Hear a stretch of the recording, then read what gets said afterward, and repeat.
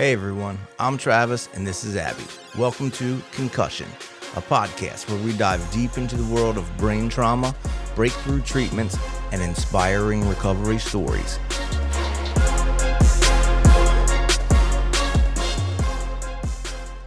Hey everyone, I'm Travis. Welcome to Concussion.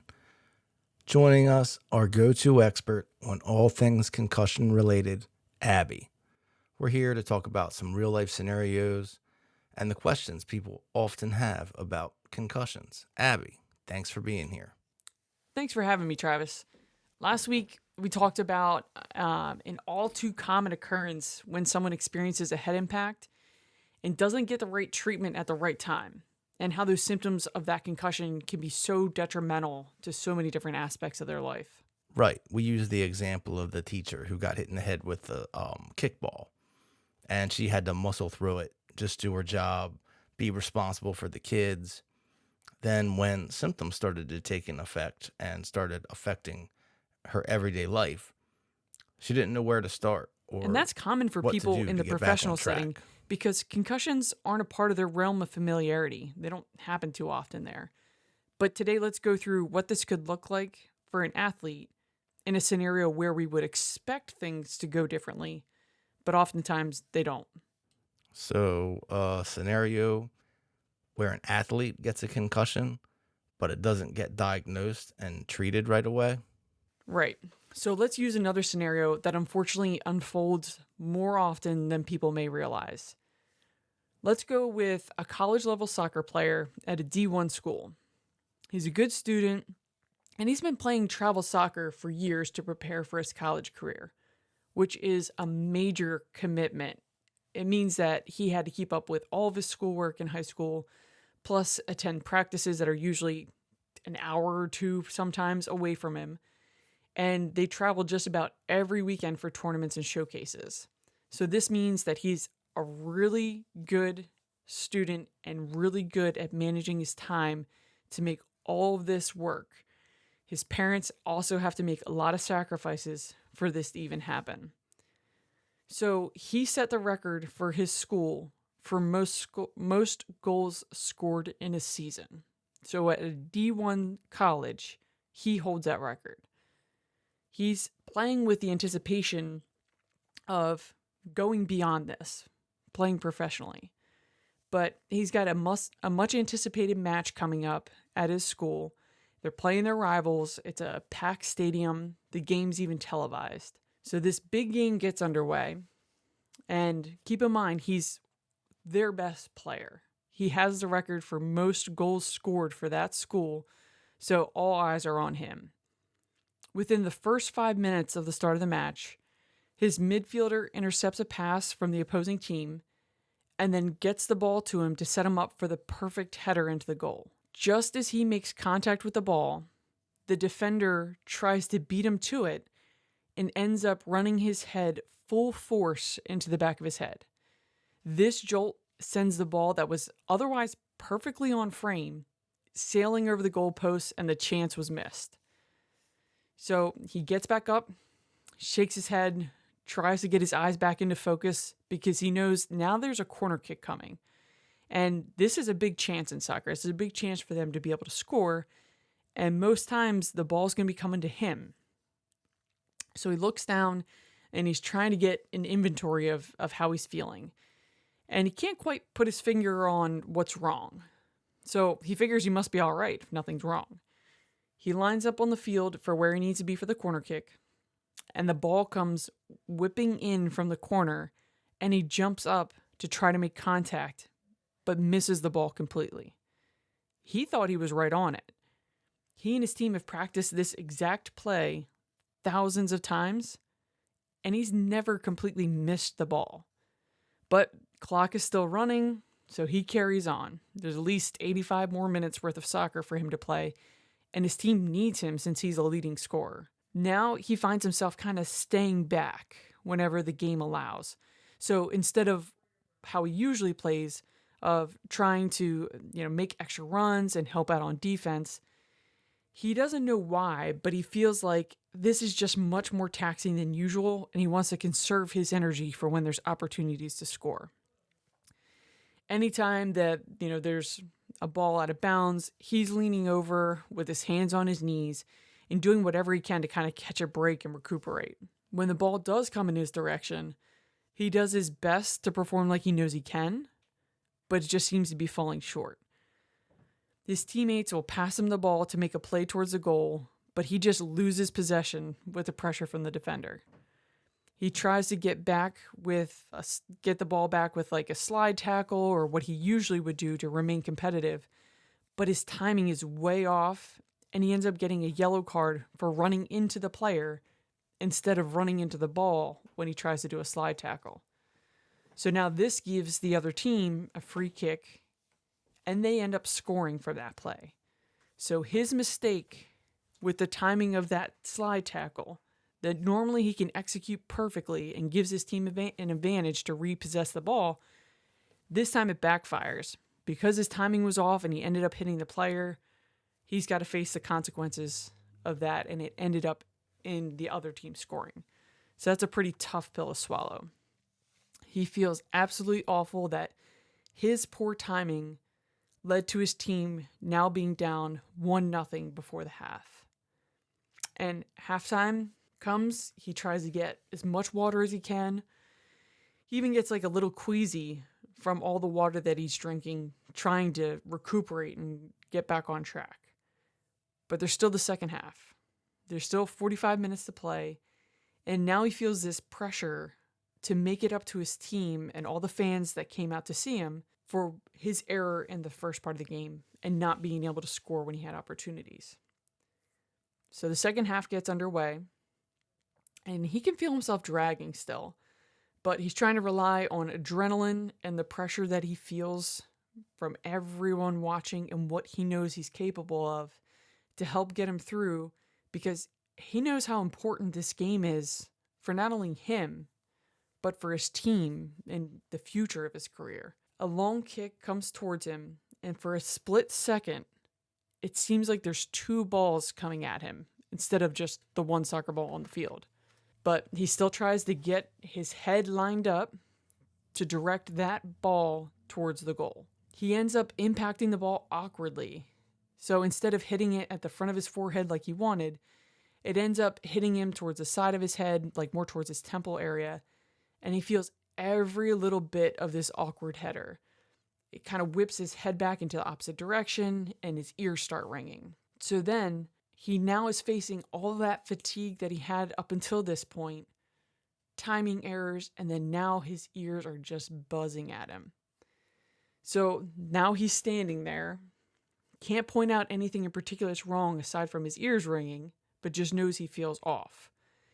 And it almost seems like the field is slowly moving back and forth.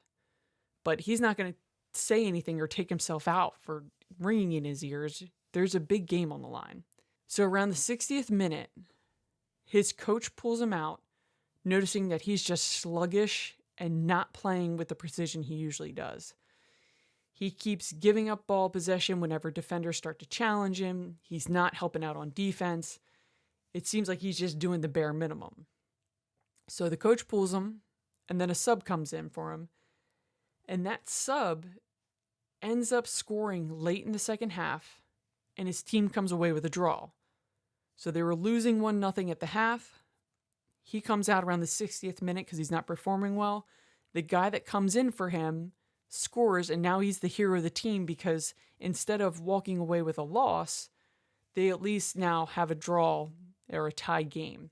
But now the coach is considering, should I have had this sub playing all along? Is he a possible contender for the starting position? Because look what our usual top scorer did versus this guy that I had on the bench. Maybe it should be the other way around. So he goes home after the match utterly exhausted. His ears are still ringing. Whenever he's in a quiet room, that buzzing just gets louder and louder. His eyelids are just too heavy to keep open, and that feeling continues through to the next morning when he has to go to class. He just can't stay awake. During that class, he's just nodding off, doesn't have any interest in writing down the homework assignment, and leaves the class as soon as he can to go get a nap before practice. Now the pressure is on at practice. He has to prove that he's worthy of that starting spot after his performance last night. All throughout warm-ups, he feels like he's dragging, but just keeps pushing through. He's still having difficulty tracking the ball, so as they're doing passing drills, he's just trying his hardest to get his eyes to focus. Throughout practice, he develops pain behind his eyes with all the effort he's putting into focusing on the ball. And a few of his teammates ask him to stay after practice to practice penalty shots, which normally he loves to do because he hits them all. But this time, his accuracy's gone. He sends the ball sailing over the crossbar a few times, gets frustrated with not being able to drive the ball into the corner of the net like he usually does. So he leaves practice without even talking to his teammates, just wants to go get dinner and go home. So he stops and gets some fast food instead of going where he normally does with the team for their dinners, and then just heads home to decompress. At his class the next morning, everything on the board seems to be hazy, like the letters are eclipsed or overlaid on each other. His eyes hurt when he's trying to work on his computer, and words are just jumbled around as he's trying to read. His eyes get tired partway through tests, and he just selects answers without even reading the question just to get the test over with. As you can imagine, his grades fall, and so does his scoring in soccer. Things that used to come easily to him on the field now just aren't coming together the way that they used to. He can't connect with the ball as easily as he used to when he's in motion. Like as he's running down the field, he can't get that timing just right to be able to receive a pass. And he isn't providing any assists for his teammates to score because it's too hard for him to track where the teammate is going when he has the ball and he's just trying to focus on keeping the ball in a dribble in front of him. The headaches start to set in, and playing under bright lights on the field just cause him to see traces of light streaking across his vision wherever he looks. Heading the ball makes those headaches so much worse. He can feel himself getting slower and slower with making plays on the ball, and just trying to dribble around defenders feels like he's just moving at half the pace he normally would. As you hear this scenario, what stands out to you, Travis? Oh, yeah, so much. Like, I don't even know where to start. Why wasn't he pulled out of the game when he first hit his head? I truly think that in these scenarios, that the player doesn't realize he should have said something. They get banged up and knocked down all the time in competitive play. And if they speak up every time it was a possible concussion or whiplash, they'd feel like they were just constantly interrupting the game. And I don't think they can really process the injury with as fast as it happens. So why do you think he wouldn't say anything? Well, if you hurt your knee or your ankle, you can't stand up, right? You feel it right away. But with a concussion, I mean, that's not something like you can't feel your brain hurting. And, that's going to be a little harder to distinguish. And with soccer, you can't just come out of the game and think about it. If you come out of the game, you're out for the remainder. So when he had that first hit about 5 minutes into it, he wasn't going to risk missing the whole rest of the game if he didn't know for certain what was wrong. And if he's that good of a player, there's no way he would risk coming out on a high stakes game. He feels the pressure to perform for his team and for himself. Not to say he would play any different if it was a rivalry game, but you know how much that plays into the athlete's perspective. And he probably doesn't want to seem like a wimp, for coming out. Oh, I can't handle it. I hit my head. Like, he isn't bleeding. He doesn't have broken bones. You can't see that his brain is hurt. Right. You can't see a concussion. But you can see it in the things he does as the game goes on. What things did you hear in that story that sounded like he might have been affected by the head impact? So much was different for him. He's not himself. Sounds like he was much slower, like he tried to avoid getting the ball. Yes, it seems like he tried to avoid being in higher contact parts of the game, like not going after the ball like he would normally, not playing with the type of aggression and speed that he would normally. So he was basically avoiding the situation, the same situation he was when he got hit. Maybe he was subconsciously trying to avoid getting hit again, But maybe he also didn't trust himself. If he had a couple instances where he missed when he would normally wouldn't, maybe he realized his accuracy and reaction time weren't what they needed to be. Probably felt like his thoughts and actions were in slow motion. And when you're playing in a high-speed sport like that, milliseconds matter. If you're off by just a fraction of a second, it could mean the difference of the ball getting to you before your opponent does versus colliding head-on with that opponent coming at you. So risking getting hit in the head again. Yes. Remember how we talked about before that getting one concussion increases your risk of getting another concussion, especially in sports? Well, that makes sense. If he's having all this trouble with his eyes, not being able to track the ball, his timing being off, it's like you run around and you're trying to play like normal, but you have one of the drunk glasses that you know that they had us use in motorcycle class. It essentially, they just make you look all, makes everything look all loopy. That's a good way to explain it. The visual information is distorted. It's slower to be processed, setting him up to have another contact or even lower body injury. When you're playing like that, all those scenarios are very realistic. When your reaction time and visual processing are compromised, you're not able to make those calculations to move and play like you normally would. Is that what second impact syndrome is? If he were to have another head impact in that game, the consequences would be so much more severe. And this is not uncommon that an athlete has a head impact, unable to identify if it was just a knock on the head versus a concussion, and then they play on with some impairments, and then they're risking another more severe impact to their head. So it puts a lot of emphasis on being able to detect the first concussion. Well, his head whipped back later on in the game. With playing with a slight delay, his eyes not tracking like they should, that complicates the coordination and accuracy that it takes to head the ball correctly. And his scenario led to a whiplash that caused more jostling to the brain and can even injure the neck muscles. So more like a mild head impact? Yeah, I'd say so. But it's hard to know what forces his neck muscles were able to absorb versus what forces went to his head in that kind of situation.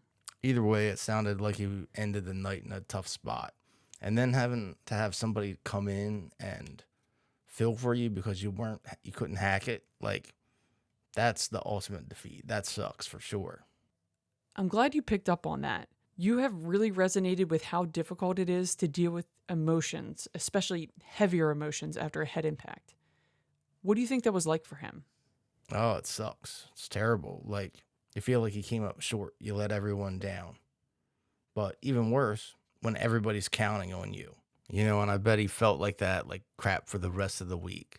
Like, not doing well in school, you know, kind of focusing on everything that happened. And, dude, that's draining for sure. I know.